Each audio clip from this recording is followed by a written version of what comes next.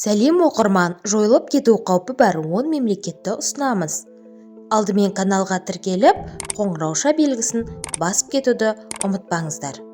Ауғанстан 2001 жылы 11 қыркүйекте ақш-та болған террорлық шабуылдан кейін елде НАТО әскері ұрыс қимылдарын жүргізіп биліктен исламдық топты алып тастады. Алайда 2021 жылы ақш әскери күші Ауғанстаннан кеткеннен кейін бүлік басталып, билік басына тәліптер қайта келді. Әлем бойынша героиннің 80% Ауғанстанда өсіріледі.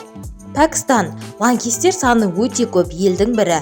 Шын мәнінде Ауғанстан-Пәкістан аймағы террористік актілер бойынша Сирия, Ираннан кейінгі екінші орында тұр. Сонымен қатар саяси тұрақсыздық, халықтың көптігі, кедейлік, сауатсыздық және сыбайлас жемқорлық Пәкістанды әлемдегі ең қауіпті елдердің біріне айналдырды.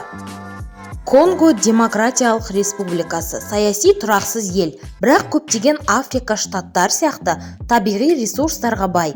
Елде сыбайлас жемқорлық пен қанаушылық ресурстарды заңсыз өндіріп, тасымалдау фактілер бар. Қақтығыстардың соңғы 2 жылдықта жиі болып, 5,4 миллионнан астам адамның өмірін қиды және безгек сияқты ауру кеңінен тараған. Оңтүстік Африка Республикасы аталмыш ел 1960 жылы Франциядан тәуелсіздігін алғаннан кейін әртүрлі диктатуралық кезеңдерді өткізді. Кісі өлтіру, тонау, зорлық-зомбылық секілді қылмыстар кең таралған. Күн сайын мемлекет аумағында 50-ге жуық адам өлтіріледі. Туристік орындарда күн сайын қалта ұрылары мен қаржылық алаяқтар көбейіп келеді. 5-ші орында Сомали. Елде 1991 жылы басталған ішкі қақтығыстар әлі басылған жоқ. Болып жатқан соғыстың салдарынан 100 мыңнан астам адам құрбан болды. Бүлікшілерді билік тоқтата алмай отыр. Ирак соғыстан зардап шеккен елдердің бірі. Қақтығысы ресми 2011 жылы аяқталғанымен әлі де бар. Ал саяси деңгейде тұрақсыздықтың бары шындық. Ислам мемлекеті деп аталатын террорлық топ елде ықпалын жүргізу үшін берілмей келеді. 2011 жылы Суданнан тәуелсіздігін алған ел Оңтүстік Судан. Бұл аймақ 10 жылдай ішкі қақтығыстардан зардап шегіп келеді. Халқы азық-түліктің жетіспеушілігінен және су тасқыны сияқты климаттық апаттардан зардап шегуде.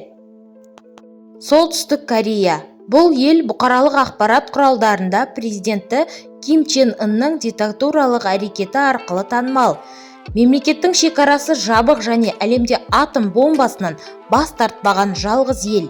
Адам құқықтары жөнінде халықаралық ұйымдар тұрғындарын бас бостандығы мен құқықтары шектелетінін айтады.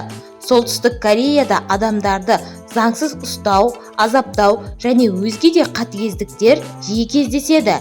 Сондай-ақ мемлекетте өлім жазасы бар. Сирия 2011 жылы басталған қарулы қақтығысқа, яғни азаматтық соғысқа байланысты ең қауіпті ел болып та саналады. Бұл мемлекетте түрлі лаңкестік топтар жиналған.